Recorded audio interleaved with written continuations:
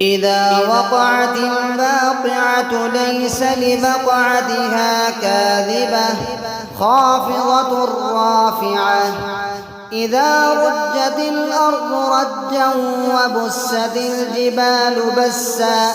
فكانت هباء منبثا وكنتم أزواجا ثلاثة فأصحاب الميمنة ما أصحاب الميمنة وأصحاب المشأمة ما أصحاب المشأمة والسابقون السابقون أولئك المقربون في جنات النعيم ثلة من الأولين وقليل من الآخرين على سرر موضونة متكئين عليها متقابلين يطوف عليهم ولدان مخلدون بأكواب وأباريق وكأس من معين لا يصدعون عنها ولا ينزفون وفاكهة مما يتخيرون ولحم طير مما يشتهون وحور عين كأمثال اللؤلؤ المكنون جزاء بما كانوا يعملون لا يسمعون فيها لغوا ولا تأثيما إلا قيلا سلاما سلاما وأصحاب اليمين ما أصحاب اليمين في سدر مخضود وطلح منضود وظل ممدود وماء مسكوب وفاكهة كثيرة لا مقطوعة ولا ممنوعة وفرش مرفوعة إنا أنشأناهن إنشاء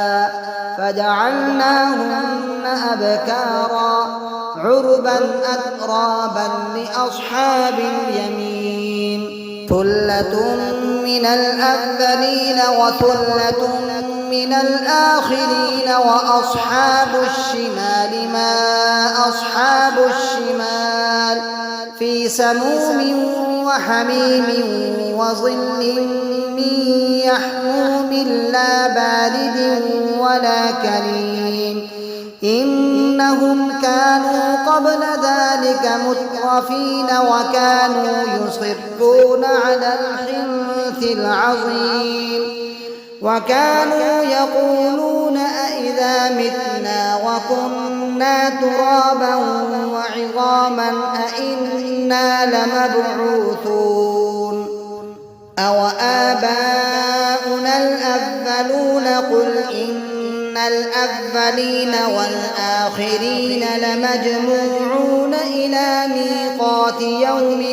معلوم ثم إنكم أيها الضالون المكذبون لآكلون من شجر من زقوم فمالئون منها البطون فشاربون عليه من الحميم فشاربون شرب الهيم هذا نزلهم يوم الدين نحن خلقناكم فلولا تصدقون أفرأيتم ما تمنون أأنتم تخلقونه أم نحن الخالقون نحن قدرنا بينكم الموت وما نحن بمسبوقين على أن نبدل أمثالكم وننشئكم فيما لا تعلمون فلقد علمتم النشأة الأولى فلولا تذكرون أفرأيتم ما تحرثون أأنتم تزرعونه أم نحن الزارعون لو نشاء لجعلناه حطاما فظلتم تفكهون إنا لمغرمون بل نحن محرومون أفرأيتم الماء الذي تشربون أأنتم أنزلتموه من المزن أم نحن المنزلون لو نشاء جعلناه أجاجا فلولا تشكرون أفرأيتم النار التي تورون أأنتم أنشأتم شجرتها أم نحن المنشئون نحن جعلناها تذكرة ومتاعا للمقوين فسبح باسم ربك العظيم فلا أقسم بمواقع النجوم وإنه لقسم لو تعلمون عظيم إنه لقرآن كريم في كتاب مكنون لا يمسه إلا المطهرون تنزيل من رب العالمين